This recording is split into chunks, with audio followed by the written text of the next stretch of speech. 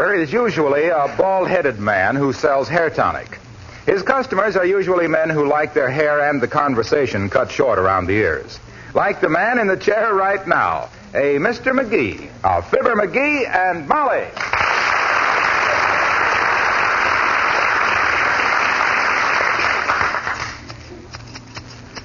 So I'm writing President Roosevelt a letter, see? And in it I'm saying to him, Dear Mr. President, look, kid, I got great ideas. Yeah, now, look, Nick, you told me how... Then in my own handwriting, which I am dictating to my wife because I don't write so somebody can read it, including me, I'm going on to say, look, I say, the Army is needing plenty ladies for nursing, is not?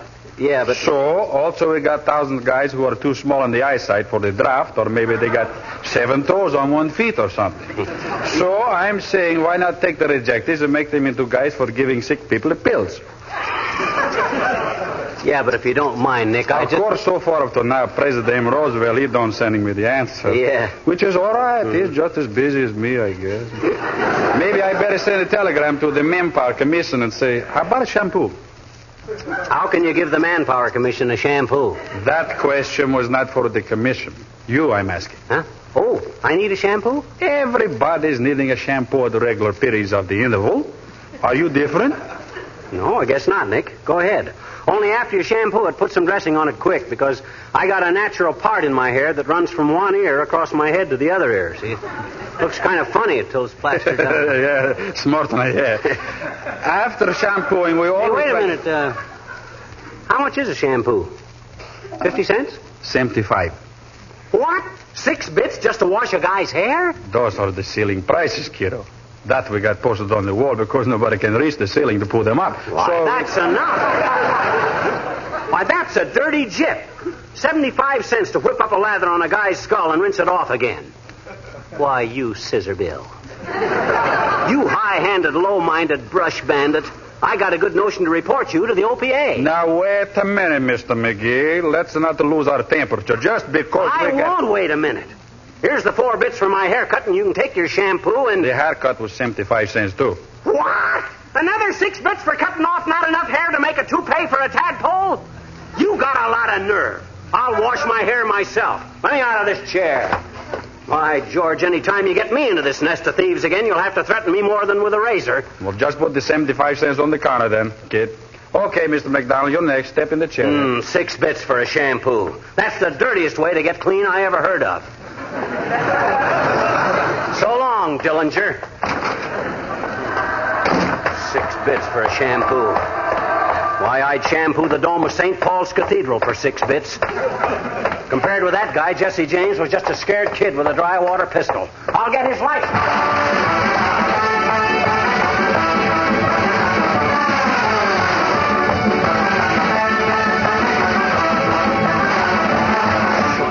Some 6 bits for a simple little shampoo. My gosh, I used to get my car washed for 80 cents. You must think I'm some kind of a yokel to sit still for a kind of a deal. All right, dearie, all right. Relax. You're home now, safe with Mother. Hey, Molly, you know what that Nick the barber tried to do? That ham-handed scout gardener He tried to charge you 75 cents for a shampoo. Yeah. And you stormed out of the shop and you're going to shampoo it yourself. Yeah, 75 cents for a...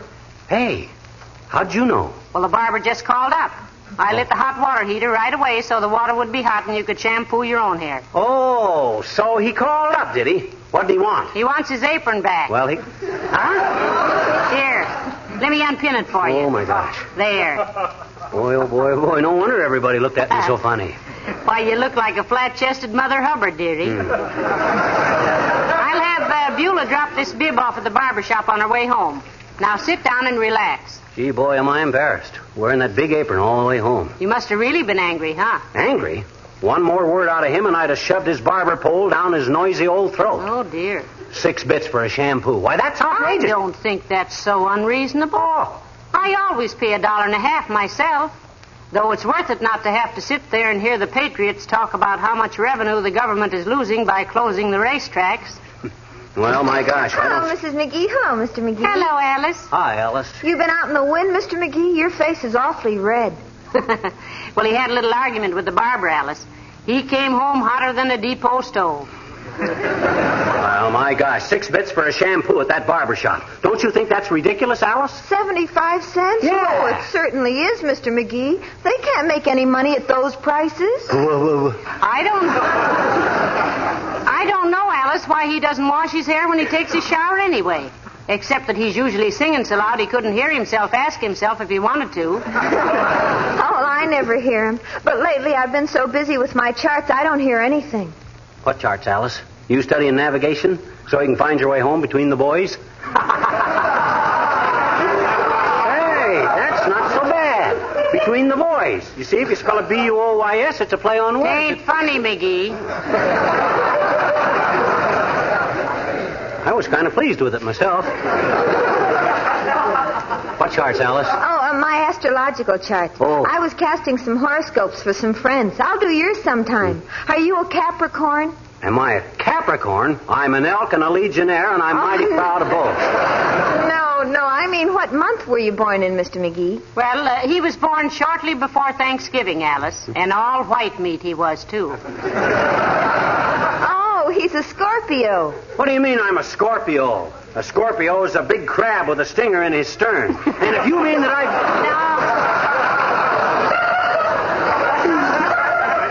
No, McGee. Scorpio is merely the sign under which you were born. I was not born under a sign.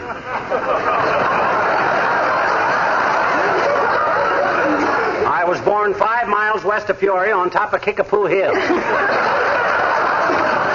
Oh, no, Mr. McGee. Now, look, there are 12 different signs of the zodiac, see? Is that so? Yes, and everybody is born under the influence of certain stars and planets, depending on what time of the year you were born. I think McGee was born during an eclipse of the moon, Alice. He throws such a big shadow. Oh, no fooling, Mr. McGee. It's very interesting. I've started to study astrology. For instance, your horoscope for January warns that people born under this sign must not let themselves be imposed upon financially. Aha! You see, Molly, that barber was trying to impose on a Scorpio financially. I knew all of it. Is Scorpio a good sign, Alice? Oh, Creeper's one of the best, Mr. McGee. It is? Yes, but you must do as your horoscope says if you want to be happy. Yeah? You must control your temper, make allowances for other people, and follow through on any projects you have started. Like washing your hair. Oh, is he going to wash his hair? I just washed mine. That's why I'm wearing this towel around my head. Oh, my gosh, is that a towel? I was just about to tell you I thought that was the best-looking hat I ever saw you wear. How long ago did you wash your hair, Alice? Oh, I just finished. I'd have taken a bath, too, but the hot water is all gone. What? The water I was planning to use for my shampoo? Now, just a darn minute, Alice. What's the idea? Scorpio? Control your temper. Make allowances. Yeah, I'm sorry, Mr. McGee. Oh, forget it, kid. It's okay.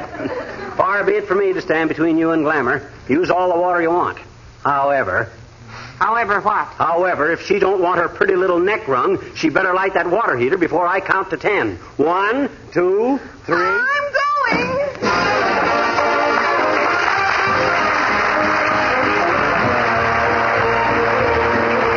Billy Mills and the orchestra and fascinating rhythm.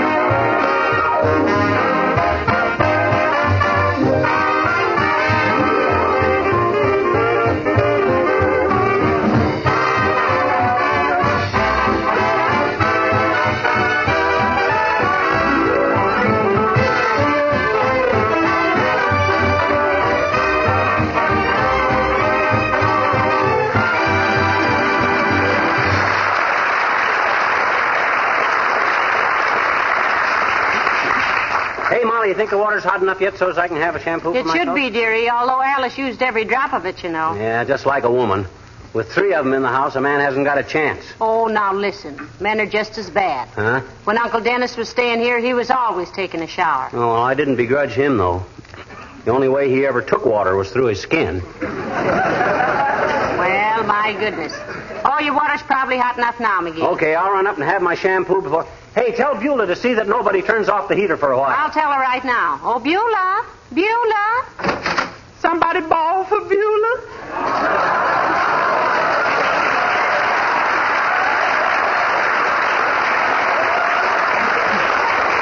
Yeah, I'm going to shampoo my hair, Beulah. He got a little irked at the barber, Beulah. Thought he was being overcharged, so he's going to do it himself. Yeah, son. But them poor barbers, they sure work hard giving folks the shampoo. They just wax their fingers to the bone. Are you inferring that I have an ossified skull, my good woman? Oh, no, sir. But my cousin, he's a tonsorial artist, and I hear a lot about how hard he works. Well, Mr. McGee doesn't need a tonsorial artist. He had his out in 1928. Tonsorial refers to barbers, Molly. It's from the Greek, tonsolossim arabasorium, meaning the quickest way to a man's scalp is to take a shortcut. Well, for goodness sake. You university man, Mr. McGee. No, he isn't, Beulah, but he has an unusually well-rounded background, though. Yes, I can see that. You know what that big razorback wanted to charge me for a shampoo, Beulah? 75 cents. Imagine that. 6 bits for a gob of soap suds and a dash of Schlemiel number 5. That don't sound like no overcharge to me, sir. Barbers give you a real good shampoo. My cousin saved 4 men in one day. Tell him you ought to charge at least $1. 4 customers? No, ma'am, 4 barbers. Yeah, that's what I thought.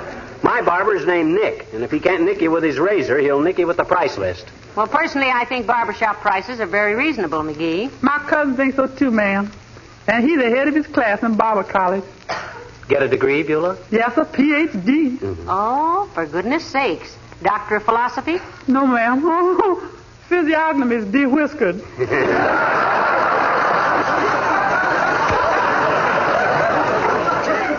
Well, this isn't getting my curly locks beautified. See that nobody turns the heater off for a while, will you, Beulah? You want me to light it for you, sir? Oh, it is lit, Beulah. No, it ain't, ma'am. Excuse me. What do you mean? What? Well, I see the tank was full of hot water a little while ago, folks, so I embraces the opportunity to wrench out some window curtains. Oh. You mean it isn't hot now, Beulah? Right now, sir, it's as cold as a walrus's knees. Well, light the heater again, Beulah, if Mr. McGee still wants the shampoo. You're doggone right I still want a shampoo. Though I don't know why I need any hot water. The number of times I've been in a lather today, I ought to be as pure as a bookstore in Boston. He ought to be as pure as a bookstore.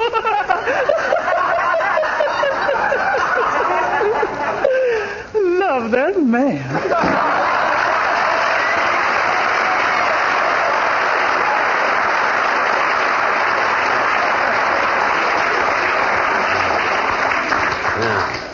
This is a fine state of how do you do. How do you do? Fine. How are all the... Look, now, this is no joking matter, Molly.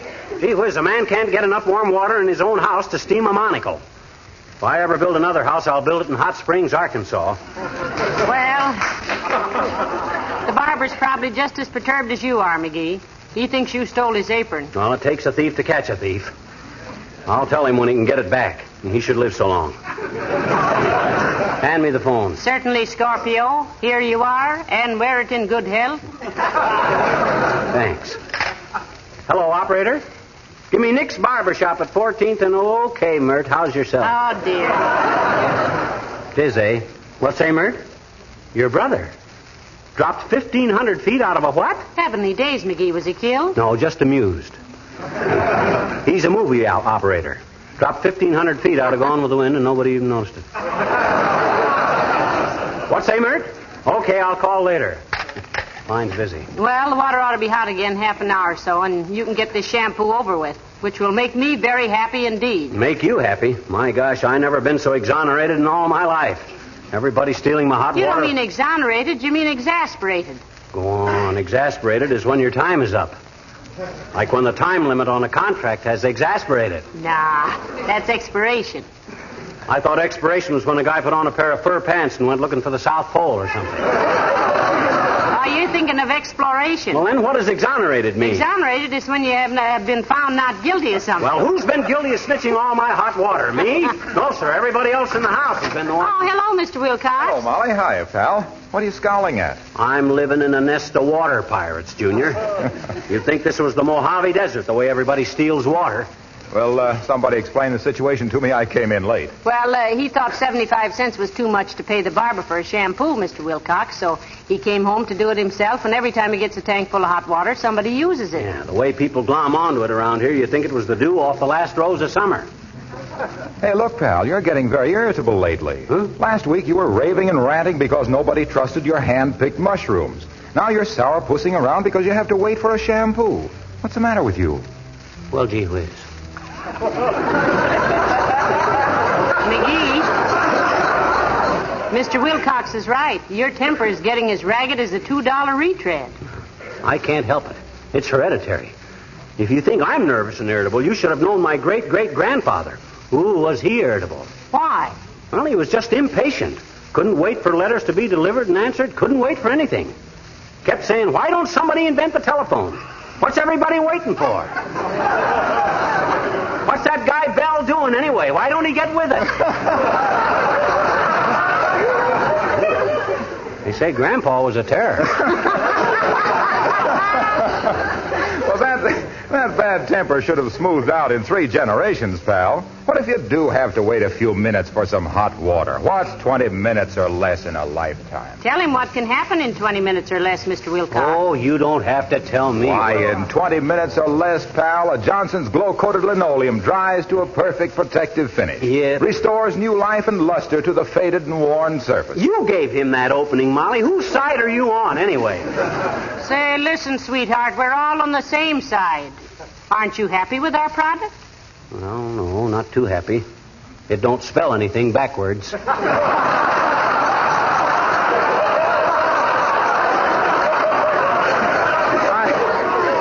pal, I was merely pointing out that 20 minutes or less can be a happy little period of time. Think of the housewife who pours a little Johnson's Glow Coat out on her tired old linoleum and spreads it around with a long-handled applier. Then think how the world brightens for her in just 20 minutes or less as the Glow Coat magically gives her kitchen floor a new lease on life. You ever spend 20 minutes or less in a dentist's chair, Waxy? Certainly, and well spent, too. You were? No, it was. But look, I didn't come in here to tell you how to improve the shining hours, pal.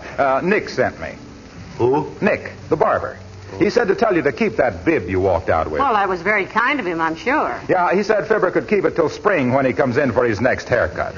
So long now.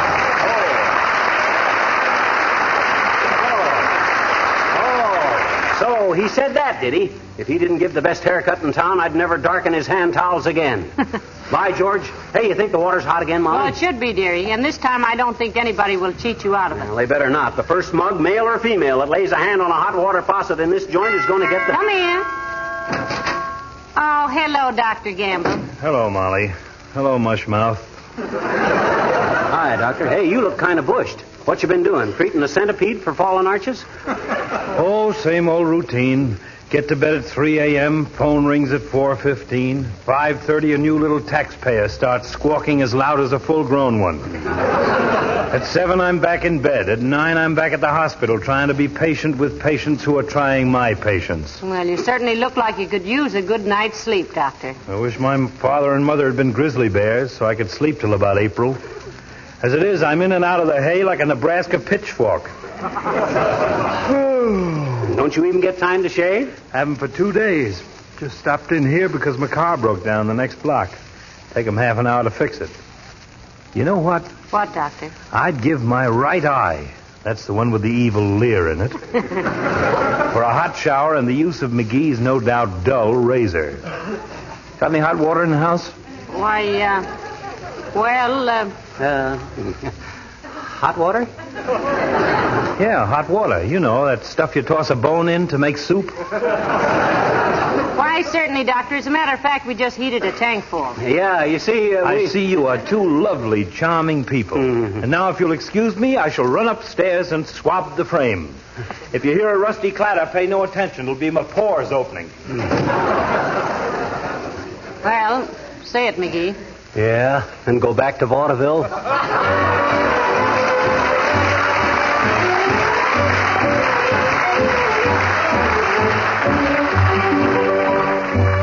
Here are the King's Men with the Whistler's Song. Whistle all the day, you will find the sun is shining while you whistle your blues away. Like a symphony of the birds and the bees and the sigh of the trees in the morning. Whistle all day long, the clouds on high will say goodbye and lazily roll along. Whistle loud and clear, all the world will be bright if you start the day right in the morning. See the sunbeams dancing around so happy and gay. Hear them saying, isn't this a wonderful day? Whistle your blues and whistle your cares and whistle your troubles away. You will be in style if you pucker up your lips and keep a whistling all the while.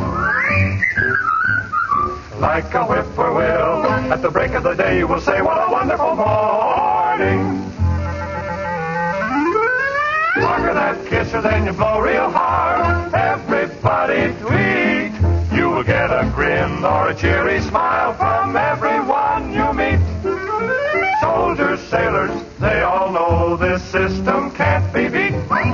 If you want to be popular, pucker your choppers and tweet, tweet, tweet. Whistle all the day, you will find the sun is shining while you whistle your blues away. Like a symphony, you will be bright if you start the day right, like the birds and the bees and the sigh of the breeze at the break of the day. You will say it's a wonderful morning.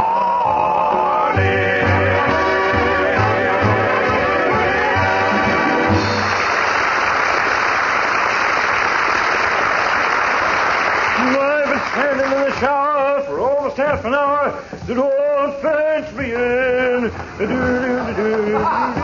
Hey, McGee, I helped myself to a couple of your clean handkerchiefs. I hope you don't mind. Where's McGee, Molly? Out in the kitchen, Doctor. You feel better now? My dear, I feel so much better that with a little luck I can get through the day without folding up like a summer resort card table. Thanks for the hospitality. Not at all, Doctor. And the man came to the door and said your card would be ready in about 10 minutes. It's a wonderful world we're living in, isn't it? As I told one of my patients who had sat on a darning needle, why worry? Everything comes out all right in the end. What's McGee doing? Well, he's just sitting there with his shotgun across his knees. A shotgun across his knees? Yes. What's the idea? Going to flush a covey of quail out of the icebox? No, he's just making sure that, well, it's a long story, Doctor. And if it's about your husband, I'd like to hear it. He's a fascinating little character. Well, it started in the barber shop. The barber was going to charge him 75 cents for a shampoo, and McGee thought it was too much. He would. McGee thinks no more of a quarter than I do of my third cervical vertebra. Yeah, and he came home to give himself a shampoo. But Alice used all the hot water, and he waited and heated some more, and then Bewley used all the hot water, and he heated some more, and... I get it. You got it. Well, my epidermis is more important than his scalp, if only because there's more of it. But what's this about the shotgun? Well, after you took your bath, he lighted the heater again. Now he's sitting there guarding it with his shotgun. He says anybody who steals this batch of hot water is going to be so full of lead, you could use them to write a letter to your Aunt Minnie. Well, I haven't got an Aunt Minnie, but my sister Gertrude would be happy to get a postcard. Tell McGee I'm very sorry that... No, I'll tell him myself. Where's the kitchen? Through this door? No, please don't. What's the matter? That's the hall closet. Oh, I see what you mean. Yeah, sure. Will you excuse me while I smoke a hot water pipe of peace with your bitter half? Well, I'll do better than that, Doctor. I'll come with you. Right this way. You know, it really has been exasperating for him, Doctor. And you know how he is when he sets his mind on doing something. I do indeed. He follows through like a broken garter. Shall we knock? Pray do.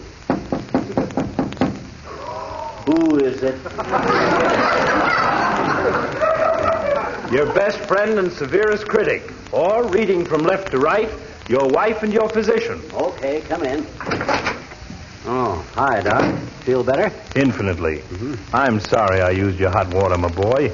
In extenuation, I can only plead my ignorance of the situation. I told him how many times you'd lost the hot water, dearie. No, that's okay, Doc. But believe me, I'm making sure of this tank full.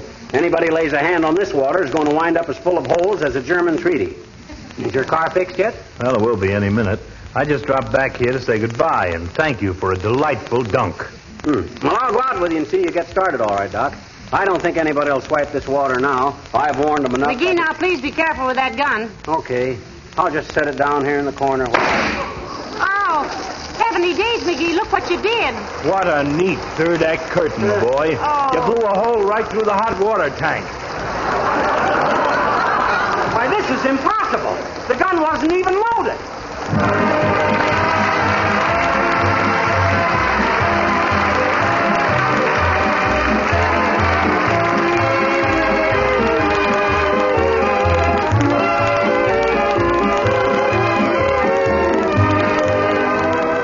Maybe I should read you another short paragraph. My, your hair certainly looks nice since you had your shampoo, McGee. Yeah, it sure does, doesn't it? And we're sorry we had to make you keep your barber shop open after hours, Mr. Nick. Forget it, sweet sis. I couldn't lock the door till I got out of here anyway. Good night. Good night. Good night, all.